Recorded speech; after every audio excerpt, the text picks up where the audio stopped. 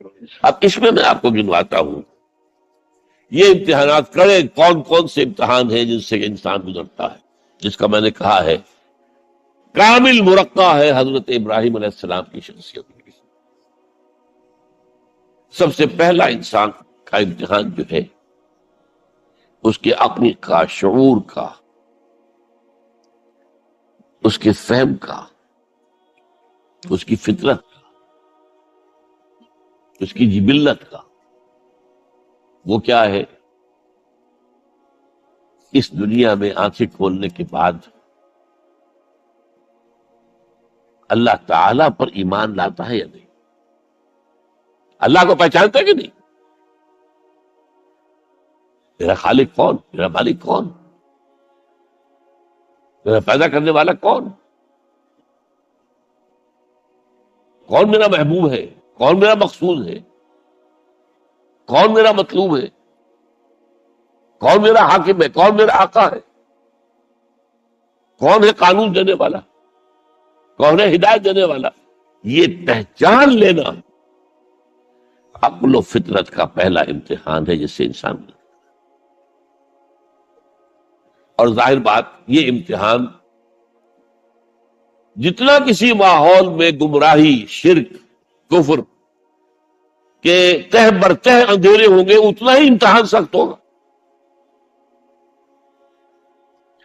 آپ مسلمانوں کے ماحول میں رہ رہے ہیں تو ٹھیک ہے، مسلمان بھی اب دنیا پرست بن گئے ہیں یا جو بھی آپ کہیں، حقیقی مسلمان تو دیکھنے کو نہیں ملتا، پھر بھی بہرحال اسلام تو ہے نا یہاں، کسی نہ کسی دیکھ کو تو چیز کو تو اللہ یاد آ جاتا ہے، کبھی نہ کبھی تو کسی کی بات ہی دل میں اتر جاتی ہے، وہ اللہ کا بندہ جو ہے خلوص و اخلاص سے کہتا ہے بات اور وہ آپ کے دل پہ اتر۔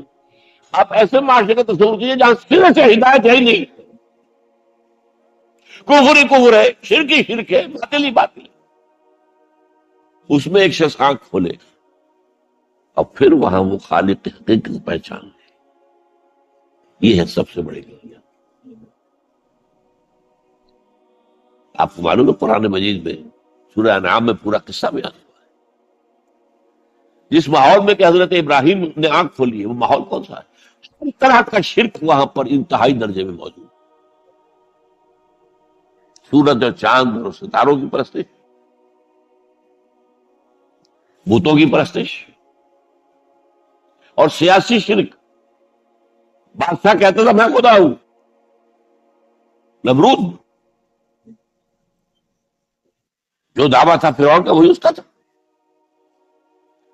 کہیں سے کوئی توحید، کوئی اللہ کی بات، کوئی نیکی کی بات، کہیں کوئی روشنی، کوئی کرن اس معاشرے میں تھی؟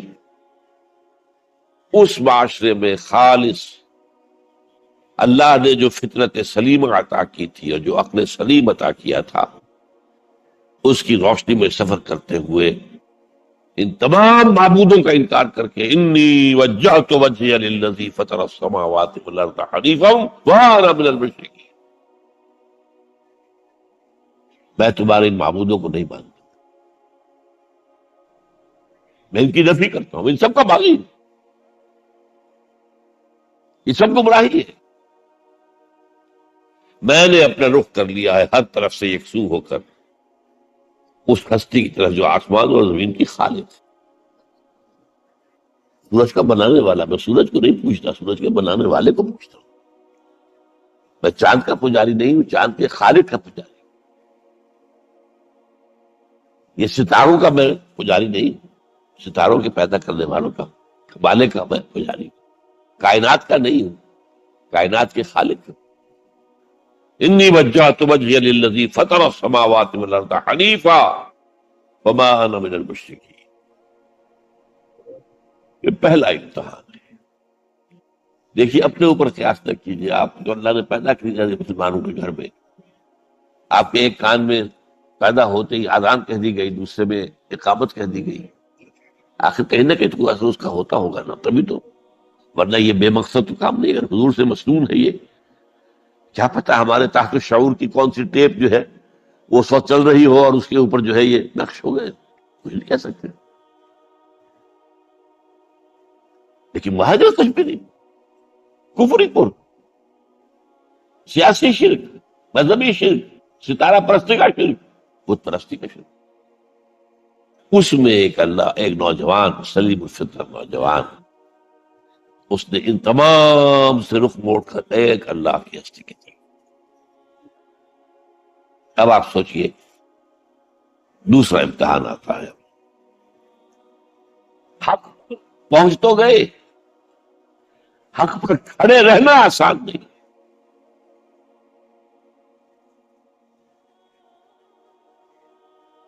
اس کے لیے امتحانات آئیں گے، آزمایا جائے گا. الف لام میم احسب الناس ان یترکوا ان یقولوا آمنا وهم لا یفتنون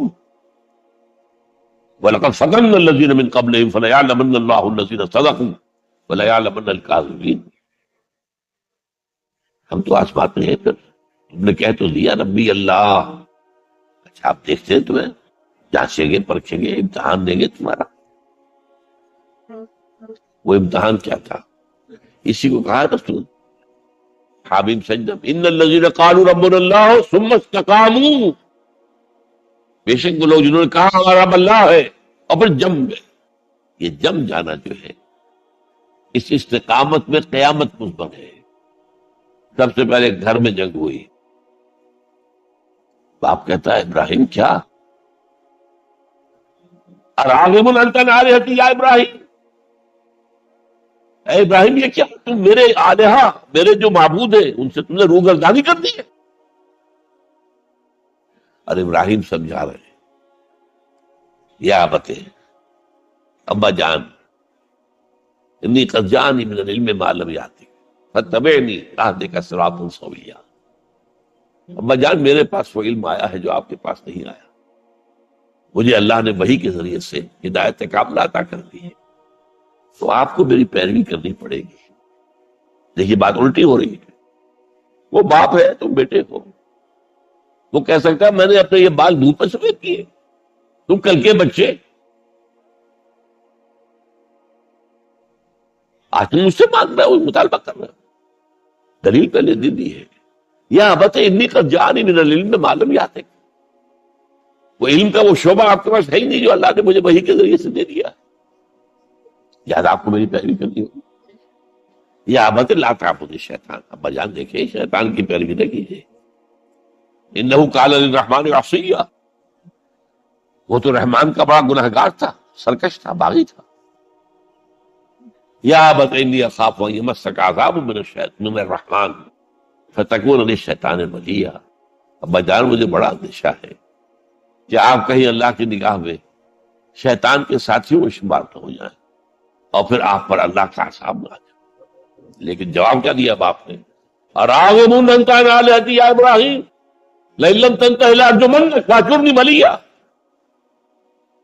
اے ابراہیم میرے آلہہ، میرے معبودوں سے روگردانی کر نہیں آؤ گے سنگ کر دوں گا، پتھر مار مار کے ہلاک کر دوں گا اور نکل جاؤ، دفع ہو جاؤ میری نگاہوں کے سامنے سے.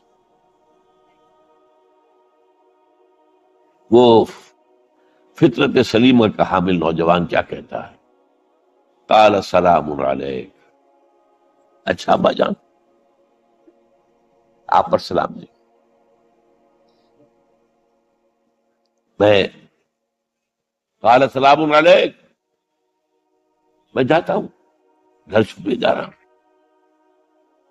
لیکن میں اپنے رب سے آپ کے لیے دعا کروں گا کہ وہ آپ کو ہدایت دے.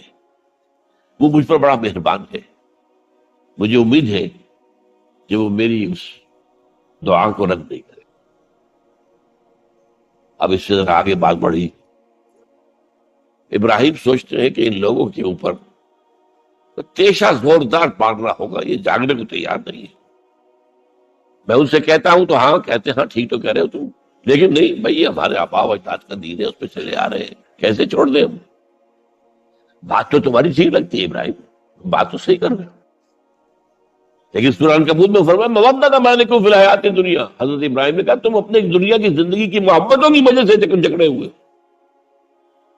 ورنہ تمہیں معلوم ہے میں نے کھول دیا تو پر کہ یہ سب بکواس ہے، یہ تمہارے عقائد جو بے بنیاد ہے. لیکن دنیاوی محبتیں یہ تعلق جو ہے تمہیں کھڑا کیے ہوئے ہیں. جب انہوں نے دیکھا کہ ان پر مجھے اقبال کا شعر ہے کہ پھول کی پتی سے کٹ سکتا ہے ہیرے کا جگر، مرد ناداں پر کلام نرم و نازک بے اثر۔ مرد ناداں پر کلام نرم و نازک، اس کے اوپر تو وہ ہتھوڑا چلانا پڑتا ہے، وہ ہتھوڑا چلانے کی سوچی۔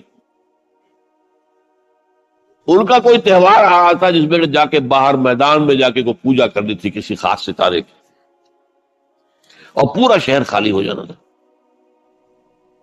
حضرت ابراہیم نے کہا میری طبیعت تو ٹھیک نہیں، میں تو آپ لوگوں کے ساتھ نہیں جاؤں گا، آپ جائیے۔ سب چلے گئے، پورا شہر خالی ہو گیا۔ اب انہوں نے ہاتھ میں ہتھوڑا لیا، وہ بت خانے میں گھس گئے اور سب بتوں کو توڑ کے چورے چورے کر دیا۔ لیکن طبیعت میں ایک عجیب قسم کا ایک مٹھاس والا مزاح تھا، تو اس ایک سب سے بڑے بت کو چھوڑ دیا اور اس کے کندھے پر وہ تیشہ رکھ دیا۔ اب جو وہ رات کو واپس آئے ہوں گے، آپ سوچئے ذرا، آج بھی ہندوستان کے شہر متھرا میں یا بنارس میں کہیں بتوں کے ساتھ کے کوئی حشر کر دے تو کیا قیامت آئے گی؟ کیا کیا؟ بل فعل ھذا بآلہتنا، کون ہے وہ جس نے ہمارے معبودوں کا یہ حشر کیا؟ بہت کچھ کر کے کچھ لوگ، ہاں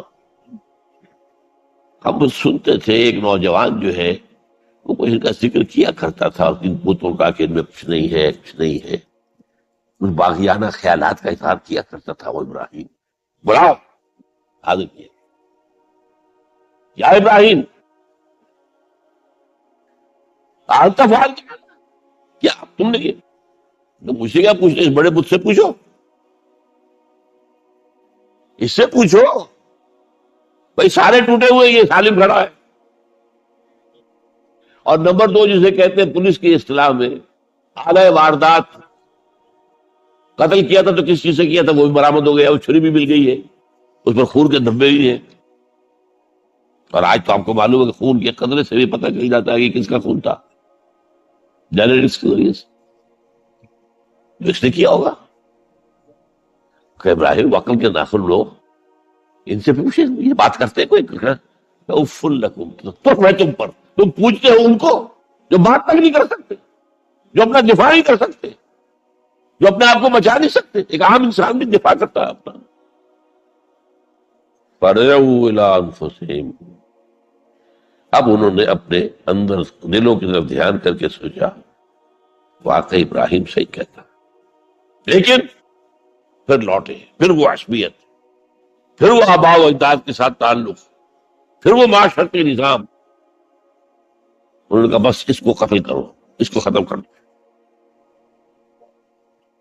یہ اس کو فیس کرنا، آپ سوچ لیجیے یہ کتنے بڑے امتحان کی بات تھی، کتنے بڑے جگر کی بات تھی۔ اچھا، چونکہ وہاں نظام بھی تھا، بادشاہ کے دربار میں حاضری ہو گئی۔ ابراہیم، ہم نے سنا تم ہمارے سوا کسی کو خدا مانتے ہو؟ جی ہاں، کون ہے وہ خدا؟ فرمایا میرا رب وہ ہے جو زندہ رکھتا ہے اور مارتا ہے، بھی الذی یحیی و یمیت، قال عنہ وحی یمیت، میں بھی زندہ رکھتا ہوں اور مارتا ہوں۔ فوراً جو ہے حکم دیا، جیل خانے سے 2 قیدیوں کو بلایا، ایک کی گردن اسی وقت مار دی، دیکھو میں نے مروا دیا کہ نہیں، ہے نہیں میرے پاس اختیار، اور ایک کو جاؤ اسے چھوڑ دی، تو میں خدا ہوا کہ نہیں؟ حضرت ابراہیم نے سمجھ لیا کہ اب یہ جس قسم کی کچ بحثی میں آگے آئے، یہاں بھی کوئی ہتھوڑا چلانا پڑے گا۔ فرمایا فإن اللہ یاتی بالشمس من المشرق فأت بہا من المغرب، میرا رب وہ ہے جو مشرق سے نکالتا ہے سورج کو، تم خدا ہو تو ذرا مغرب سے نکال کے دکھاؤ۔ فبہت الذی کفر، تو وہ جو کافر تھا مبہوت ہو کر اب کیا کہ آئیں بائیں شائیں، فبہت الذی کفر۔ لیکن میں یہاں پہ جو زور دے رہا ہوں، آپ اس ہمت، اس قوت ارادی کا اندازہ کیجئے کہ جو ایک بڑے زبردست بادشاہ کے میں سامنے کھڑے ہو کر یہ بات کر رہا اور ڈٹ کر کرا رہا، آنکھوں میں آنکھیں ڈال کر رہا۔ ان الذین قالوا ربنا اللہ ثم استقاموا، تتنزل علیہم الملائکۃ الا تخافوا ولا تحزنوا وابشروا بالجنۃ التی کنتم توعدون. یہ کیفیت. تو پہلا امتحان تو ہے ان مادی غلافوں میں لپٹے ہوئے ہونے کے باوجود حق کو پہچان لینا. اس مادی کائنات میں گم نہ ہو جانا، اس سے ماورا، اس سے بلند تر ہو کر اس ہستی کو پہچاننا جس نے اس کو پیدا کیا. انی وجہت وجہی للذی فطر السماوات والارض حنیفا وما انا من المشرکین. پھر اس پر قائم رہنا اور بڑے سے بڑا رزق لینا. آپ نے گھر سے نکال دیا، ٹھیک ہے چل جا رہا ہوں. قال السلام علیک ساستغفر لک ربی انہ کان بی حفیہ. موت کو فیس کیا ہے، کس طرح کیا ہے، تو کیسا جواب دیا ہو کیسا. میں نے کہا ایک مذاق کا انداز تھا ان کے عمل میں کہ اس سے پوچھو ایک صحیح سالم کھڑا باقی ٹوٹے ہوئے، تو کہنے والا یہ سرکمسٹانشل ایویڈنس کیا ہوتا ہو. آج بھی آپ کے ہاں مقدمات کے اندر ایک سرکمسٹانشل ایویڈنس بھی تو ہوتا ہے، حالات قرائن کی کیا گواہی ہے. تو وہ سالم میں باقی سب ٹوٹے ہوئے. دوسرے یہ کہ آلہ جو ہے اس کے پاس سے برآمد ہو رہا ہے، اس کے کندھے پر رکھا ہوں. اور پھر یہ کہ بادشاہ کے دربار میں جا کے جس طرح اس نے انکار کیا ہے اس خدائی کا، کہ ٹھیک ہے اس کو تو اب زندہ آگ میں ڈالو اور یہ گر چلا ختم کرو بس. ہم اچھا اس کے لیے تیاریاں کی گئی ہے. سورہ صافات میں اس کا ذکر موجود ہے. تو اب حضرت ابراہیم دیکھ رہے ہیں کہ میرے لیے آگ الاؤ تیار ہو رہا ہے بہت بڑا. ایک اوپر مچان بنائی گئی ہے جہاں سے کہ ان کو پھینکنا ہے آگ سب ہو رہا ہے. وہ سب یہ کس لیے کر رہے تھے؟ یہ نوجوان پہ ہوش ٹھکانے آ جائیں گے جب آگ دیکھے گا سامنے.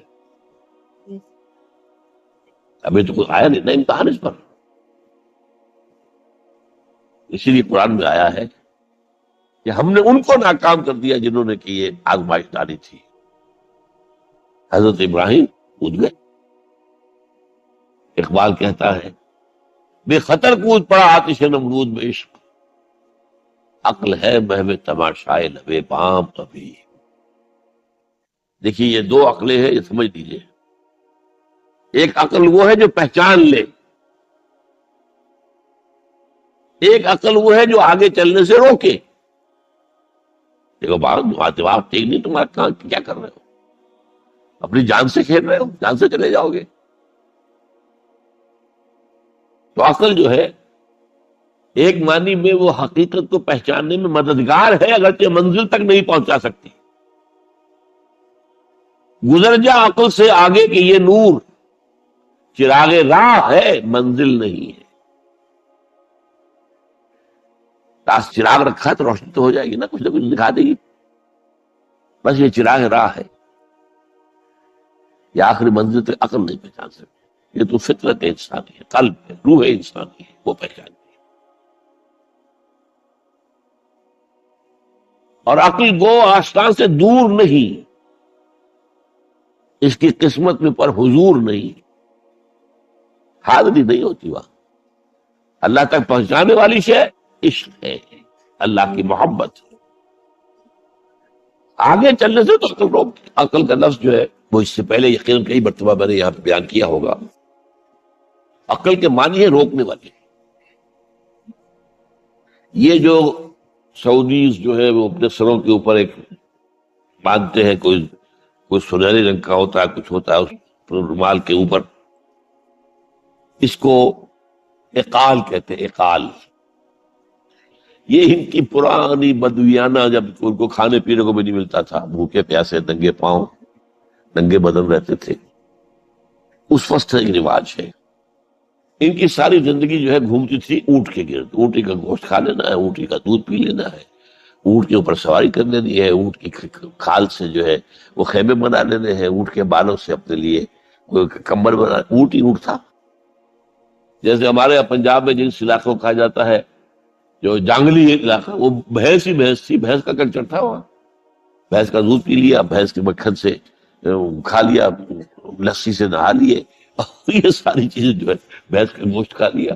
بھینس ہی بھینس تھی اور کیا تھا. یہ مج کلچر تھا یہاں کا سارا. یہ جو آپ کے ہاں جانگلی کہلاتے ہیں، یہ تو آباد کار آئے ہیں جلندھر سے، ہوشیارپور سے، گرداسپور سے. وہ آباد کاروں نے آ کے پھر یہاں پر جو ہے وہ ساری چیزیں بتائی ہیں. ورنہ یار کس کو جانتے، گڑ کی نہیں جانتے، گڑ کس بلا کا نام نہیں جانتے. چینی تو بہت دور کی بات، گڑ نہیں جانتے. تو ان کا کیا معاملہ تھا؟ اونٹ ہے. اب اونٹ کا یہ ہے کہ جب آپ بدو سواری کر کے جا رہا ہے، ایک جگہ پر اترا ہے، اسے پیشاب کرنا ہے، کچھ اور کرنا ہے. اب اس خطرے سے کہ کہیں اونٹ بھاگ نہ جائے، اس کے ایک گھٹنے کو ایک رسی سے باندھ دیتا تھا. اب 3 پاؤں رہ گئے، 3 پاؤں سے اچک تو سکتا ہے، وہ بھاگ تو نہیں سکتا. تو اچک کر وہ اگر کہیں آس پاس درخت ہے، کیکر کا درخت ہے، وہ ناشتہ کچھ کر لے، کھانے کی کوئی حرج نہیں ہے، ایک بھاگے نا. تو وہ جو رسی جس سے اونٹ باندھتے تھے، اس کا گھٹنا، وہ اب کیا ہوا؟ اسے جانا ہے سفر پر دوبارہ، وہ جائے گا، وہ رسی وہاں سے کھول کے سر پہ مارتے، کاٹ کے رسی کو. یہ اقال. اب وہ سنہری بھی ہوتے ہیں، کیا کیا خوبصورت ہوتے ہیں، لاکھوں روپے کا ہوتا ہے، لیکن تہذیبی پس منظر اس کا یہ ہے. اب ظاہر بات ہے کہ وہ تو لوگ، اس لیے حدیث میں یہ لفظ آیا ہے. ایک مرتبہ حضور مسجد نبی میں تشریف فرما تھے، باہر کوئی بدو آئے صحابی باہر سے، اور انہوں نے اپنے اونٹ کا یا اونٹنی کا گھٹنا نہیں باندھا، اسے ویسے ہی چھوڑ کے اندر آ گئے. حضور نے فرمایا تم نے اس کا گھٹنا کیوں نہیں باندھا؟ جواب دیا میں نے اللہ پر توکل کیا. غلط. اعقلها ثم توکل، پہلے اس کا گھٹنا باندھو پھر توکل کرو. وسائل کا استعمال ترک کر دینا توکل نہیں ہے. ہاں یہ سمجھو کہ وسائل کے ذریعے سے نہیں ہوگا، جو بھی کچھ ہوگا اللہ کی چیز سے ہوگا، لیکن وسائل کا استعمال تو کرنا. وہ توکل اسلام میں نہیں، جو رہبانیت کا توکل ہے. بہرحال تو یہ اب جو ہے عقل جو ہے، اب اس وقت جو کہ بے خطر کود پڑا آتش نمرود میں عشق، عقل ہے محو تماشائے لبے بام ابھی عقل تو وہیں پر کھڑی ہوئی ہے، سوچ رہی ہے کودنا چاہیے کہ نہیں کودنا چاہیے. اور ابراہیم کود بھی چکا. لوگ حیران رہے، لیکن اللہ نے اس آگ کو گل و گلزار بنا دیا. قلنا یا نار کونی بردن وسلام علی ابراہیم. اب آیا چوتھا امتحان کہہ لیجیے اس کو. یہ رسولوں کے باب میں اللہ کا قاعدہ ہے، اس قوم کی طرف کسی رسول کو بھیجیں، اگر وہ قتل کرنے پر آمادہ ہو جائے رسول کو، تو پھر وہاں سے ہجرت کی اجازت ہوتی ہے. جیسے حضور جب دارالندوہ میں فیصلہ ہو گیا کہ اب قتل کر دو محمد کو صلی اللہ علیہ وسلم، اس سے پہلے یہ اندیشہ تھا جب تک کہ ابو طالب زندہ تھے کہ چچا سپورٹ پر ہے ابو طالب، اب بنو ہاشم کا وہ سردار ہے، تو یہ ہماری جو ہے ان فائٹنگ ہو جائے گی، ٹرائبل، انٹر ٹرائبل یا انٹرا ٹرائبل کہنا چاہیے، کہ قریش کے اندر ہی آپس میں جب ہم لڑ پڑیں گے تو ہماری جو دھاک بیٹھی ہوئی ہے پورے عرب میں وہ تو ختم ہو جائے گی. A house divided amongst itself, you understand؟ یہ وہ چیز تھی جو ابھی تک ان کے ہاتھ رکے ہوئے تھی. اب ابو طالب مر گئے. اب جو سردار ہے بنو ہاشم کا، وہ ابو لہب ہے، وہ حضور کا وزیر، سب سے بڑا دشمن ہے. لہذا فیصلہ ہو گیا. تب آپ گئے ہیں طائف، اور وہاں سے بھی ناکام آئے ہیں. اس کے بعد یہ ہے کہ باقی سب صحابہ کو آپ نے اجازت دے دی چلے جاؤ مدینے، لیکن ابھی آپ منتظر رہے جب تک کہ ایکسپریس پرمیشن نہ آئے. رسول اپنی جگہ چھوڑ نہیں سکتے. بہرحال یہ ایک الگ معاملہ ہے.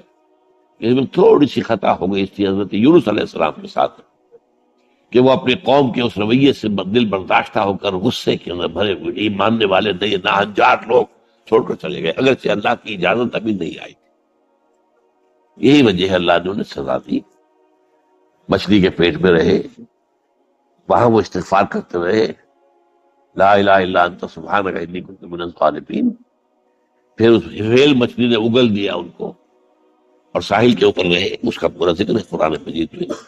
12 تو یہ اب معاملہ آ گیا وطن کو چھوڑنے کا، لہذا ہجرت کی. اب ان قال انی ذاہب الی ربی سیہدین. ٹھیک ہے، تم لوگوں کا حال یہ ہے، میں نے تمہیں ہر طرح سمجھایا، نرم بھی سمجھایا، گرم بھی سمجھایا، تمہارے اوپر ہتھوڑے بھی برسائے اور پھول بھی برسائے، تم کسی طرح ماننے والے نہیں. اب تم میری جان کے دشمن بن گئے ہو، تو ٹھیک ہے پھر میں جاتا ہوں.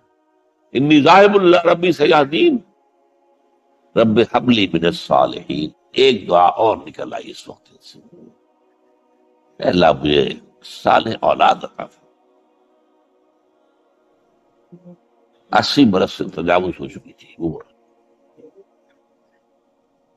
اولاد نہیں تھی۔ آپ کے اپنے خاندان سے تھی جو اہلیہ تھی سارہ رضی اللہ تعالیٰ عنہ، بانجھ نہیں ہوئی، اولاد نہیں ہوئی، اللہ کی مرضی۔ بہرحال حضرت ابراہیم کے ساتھ ہجرت کرنے والوں میں حضرت سارہ بھی تھی آپ کی اہلیہ، حضرت لوط بھی تھے آپ کے بھتیجے، اور حضرت لوط کی اہلیہ بھی تھی۔ یہ اہلیہ جو ہے لوط کی، یہ مومنہ تھی، یہ ساتھ انہوں نے ہجرت کی۔ بعد میں جب انہیں اللہ تعالیٰ کے حکم سے حضرت ابراہیم نے بھیج دیا سدوم اور عامورہ کی بستیوں کی طرف، تو وہاں شاید معلوم ہوتا کوئی اور شادی کی ہے، وہ کافرہ رہی، اور اس نے جو ہے حضرت لوط کے ساتھ جو ہے خیانت کا معاملہ، وہ ایک علیحدہ معاملہ ہے۔ بہرحال اس وقت جو دعا کی رب ہب لی من الصالحین، اس کے جواب میں اللہ نے فوراً، ہم نے اسے ایک غلامن فبشرناہ بغلام حلیم، ہم نے انہیں بشارت دے دی ایک بہت ہی بردبار، حلیم الطبع، متحمل مزاج بیٹے کی۔ یہ اسماعیل کی تعریف ہے، نوٹ کر لیجیے گا۔ دوسرے بیٹے ہوئے حضرت سارہ کے بعد میں، ان کو کہا گیا ہے غلام علیم عالم۔ حضرت اسماعیل کے لیے کہا گیا ہے غلام حلیم، بہت بڑے حلیم، متحمل مزاج، بہت بادشاہ۔ اس کا بھی تھوڑی سی داستان بیان کر دوں۔ حضرت سارہ کہاں کے یہاں اولاد نہیں تھی، حضرت ابراہیم ہجرت کر کے آئے تھے، کہاں سے پیدا کہاں ہوئے تھے؟ شہر ار، یہ جو عراق کا اس وقت کا سب سے بڑا شہر تھا، صدر مقام تھا، وہاں پیدا ہوئے تھے۔ وہاں سے ہجرت کر کے کہاں آئے؟ شام میں علاقہ، خاص طور پر فلسطین کا جو ہے کنعان، یہاں آ کر آپ نے ڈیرا اپنا جما دیا۔ اور اس کے قریب میں ہی 2 بستیاں تھیں جہاں پر کہ وہ سوڈومی والا معاملہ جو ہے آپ کو معلوم ہے، بدترین جو ہے گندگی تھی ان کے اندر، جہاں حضرت لوط علیہ السلام کو بھیجا۔ پھر انہوں نے ایک سفر کیا مصر کا، اس کی وجہ بھی سمجھ لیجئے۔ مصر میں اس وقت جو خاندان حکمران تھا وہ عرب تھا اصلا، وہ مصری نہیں تھے، وہ فرائضہ نہیں تھے، مصر کے تھے، عرب سے آ کر لوگوں نے قبضہ کیا۔ تو حضرت ابراہیم وہاں گئے، وہاں ان کی بڑی پذیرائی ہوئی۔ ایک حادثہ سا بھی ہوا کہ یہ اندیشہ تھا کہ کہیں حضرت سارہ بہت خوبصورت تھی، کوئی بادشاہ جو ہے، وہ بادشاہوں کے اپنے انداز ہوتے ہیں، تو کوئی جو ہے کوئی غلط حرکت نہ کرے۔ تو کہا کہ سارہ سے کہا کہ میں جب یہ مجھ سے پوچھے گا یہ کون ہے تو میں کہہ دوں گا میری بہن ہے، میں کہوں گا بیوی، پھر تو وہ کہے گا ٹھیک ہے پھر یہ اب میں لیتا ہوں اس کو، بہن۔ بہرحال اس میں جو بھی ہوا، اللہ تعالیٰ نے حضرت سارہ کی عزت بھی بچائی۔ وہ معجزہ دیکھا حضرت ابراہیم کی طرف سے جو اللہ نے پیش کیا، جیسے حضرت سارہ کو مصر کے بادشاہ کی اس غلط نیت سے بچائے رکھا۔ پھر اس شخص نے جو ہے اپنی بیٹی ہاجرہ یہ خدمت میں پیش کی۔ یہ ہاجرہ کنیز نہیں تھی، یہ اصل میں یہودیوں نے مشہور کر دیا۔ یہودی کہتے ہیں کہ اصل بیوی تو تھی حضرت سارہ، اور سارہ کے ہاں اولاد بعد میں ہوئی ہے، وہ ہے اسحاق، اسحاق کے بیٹے ہیں یعقوب، یعقوب کی اولاد ہم ہیں، تو اصل تو ابراہیم کی اولاد ہم ہیں۔ ہاجرہ جو ہے تو کنیز تھی، لونڈی تھی، لہذا اس کی وہ عزت ہی نہیں، اسماعیل تو وہ عزت ہی نہیں، اسماعیل کا وہ مقام ہی نہیں۔ یہ یہودیوں کا قول ہے، لیکن وہ اصل میں کنیز نہیں تھی، وہ بیٹی تھی، شہزادی تھی۔ بلکہ تاریخ نے اپنے آپ کو پھر دہرایا ہے کئی ہزار سال بعد۔ حضور نے صلح حدیبیہ کے بعد جب خطوط لکھے ہیں دعوتی بادشاہوں کے نام، شہنشاہ ایران، شہنشاہ روم، مقوقس مصر، نجاشی حبشہ، خطوط لکھے، تو مقوقس جو ایک طرح کا بادشاہ تھا، پیٹریارک تھا، جو الیگزینڈریا کا، اس نے اکرام کیا حضور کے جو سفیر تھا، ان کا بڑی عزت احترام کیا، اور پھر حضور کی خدمت میں 2 جو ہے خواتین کو بھی بھیجا، اب اس زمانے میں یہی رواج دنیا کے اندر چلتے تھے. اور یہ گھوڑا بھیجا دلدل، وہ جو حضور صلی اللہ علیہ وسلم کا بہترین گھوڑا تھا. تو انہی میں سے ایک کنیز جو ہے ان سے حضور نے نکاح کیا، ماریا قبطیہ. اور ماریا قبطیہ سے اللہ نے اولاد دی حضور کو عمر کے آخر جاتے. حضرت ابراہیم نام رکھا ان کا. نوٹ کیجیے سائیکل کون ہو رہا ہے. ابراہیم گئے تھے مصر، وہاں سے ہاجرہ آئی اور اس سے اسماعیل ہوئے، اسماعیل سے یہ ساری نسل چلی، محمد پیدا ہوئے. محمد کے نکاح میں پھر مصر سے آئی ہوئی ایک خاتون آئی ہے ماریا قبطیہ، ان سے جو پیدا ہوئے ان کا نام ابراہیم رکھا. تو یہ گویا کہ یہ ایک عجیب سائیکل ہے. بہرحال لیکن جب حضرت سارہ نے دیکھا کہ میرے ہاں تو اولاد نہیں ہو رہی، تو حضرت ابراہیم سے کہا کہ میں آپ ہاجرہ کے ساتھ آپ جو ہے ذر و شوقت کا معاملہ قائم کر لیجئے، تو اللہ آپ کو ان کے ذریعے سے اولاد دے دے. مجھے تو امید نہیں ہے کہ میرے ہاں اولاد ہو. تو اس پر حضرت ابراہیم نے ان کے ساتھ وہ رشتہ قائم کیا اور اللہ نے اسماعیل کا تھا بیٹا دے دیا. اب اللہ تعالیٰ نے حکم دیا ہاجرہ اور اپنے اس بیٹے کو لے جاؤ اور جاؤ وہاں بواد غیر ذی زرع، جاؤ وہاں حجاز کی اس وادی کے اندر، وادی غیر ذی زرع، وہاں ان کو چھوڑ دو. اب یہ امتحان دیکھیے، توکل کا امتحان. حضرت ابراہیم لے آئے، کوئی متنفس نہیں، کوئی گھاس تک پیدا نہیں ہو رہی. کوئی درخت کا ہونا تو اور بڑی بات ہے کہ کھجور کا درخت ہو یا کوئی اور درخت ہو. پانی نہیں، پانی کا ایک مشکیزہ تھا ابراہیم کے پاس، تو چھوڑ دیا. کچھ کھجوریں تھی وہ دے دی اور چلے. حاجرہ پوچھتی ہمیں کس کے بعد سارے چھوڑ کے جا رہے؟ کہنے لگے اللہ کے. یہ ہے توکل، اللہ کا حکم ہے. دعائیں مانگ مانگ کر رب ہب لی من الصالحین فبشرناہ بغلام حلیم.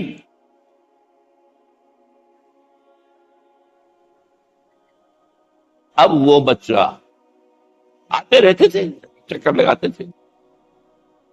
فلما بلغ معه السعی، جب وہ بچہ اسماعیل ان کے ساتھ بھاگنے دوڑنے کے قابل ہو گیا، کاموں میں ہاتھ بٹا رہا ہے، 13 برس کی عمر ہو گئی ہے، نوجوان. اور اندازہ کیجیے 100 برس کی عمر، بوڑھا آدمی، اولاد اب تک ہوئی نہیں تھی. یہ ایک اولاد مانگ مانگ کر دعا سے اللہ سے لی ہے. اب آخری امتحان آتا، اس سے آگے کوئی امتحان نہیں. اس بوڑھے شخص کی نخل تمنا ہری ہو رہی تھی اپنے بیٹے کو دیکھ کر. فلما بلغ معه السعی قال یا بنی انی اری فی المنام انی اذبحک فانظر ماذا تری. کہتے ہیں حضرت ابراہیم بیٹے میں مسلسل دیکھ رہا ہوں خواب میں کہ میں تمہیں ذبح کر رہا ہوں. دیکھو غور کرو تمہاری رائے کیا ہے. نبی کا خواب بھی وہی ہوتا ہے، اس میں کوئی شیطنت جو ہے، کوئی شیاطین جن و انس کی کوئی مداخلت نہیں ہوتی. پھر یہ کہ پے بپے 3 دن یا بنی انی اری فی المنام انی اذبحک فانظر ماذا تری. اب جواب سنیے، وہ حلیم. یا ابت افعل ما تؤمر ستجدنی انشاءاللہ من الصابرین. ابا جان کر گزریے جو آپ کو حکم ہو رہا ہے. تومر ابرتا نہیں، تومر حکم ہو رہا ہے. جب 3 دفعہ آپ کو یہ حکم ہو گیا اللہ کی طرف سے تو پھر دیر کائے پہ. یا ابت افعل ما تؤمر ستجدنی انشاءاللہ من الصابرین. آپ مجھے انشاءاللہ صابر کریں. یہ وہ صابر اور حلیم ہونے کی شان ہے، جان دینے کے لیے تیار. اب یہاں بھی دیکھیے کہ یہودیوں نے اتنی تحریفیں کی ہیں. وہ ذبیح اللہ حضرت اسحاق کو کہتے ہیں. یہ بعد میں حضرت اسحاق پیدا ہوئے، 13 سال بعد، 100 برس کی جب عمر تھی حضرت ابراہیم کی. تو اب وہ کہتے ہیں کہ ذبیح اللہ جو ہے وہ اسحاق ہے. اسماعیل مروا پہاڑی، جو مروا اور یہ موریا، وہاں پر بھی انہوں نے ایک پہاڑی کا نام رکھ دیا مروا. وہ کہتے ہیں یہاں پر اسحاق کو ابراہیم نے ذبح کرنے کی کوشش کی. سب خاص ایک بڑی عمدہ کتاب مولانا فراہی رحمۃ اللہ علیہ کی تھی، عربی، پھر اس کا ترجمہ ہوا، الرأی الصحیح فی من هو الذبیح.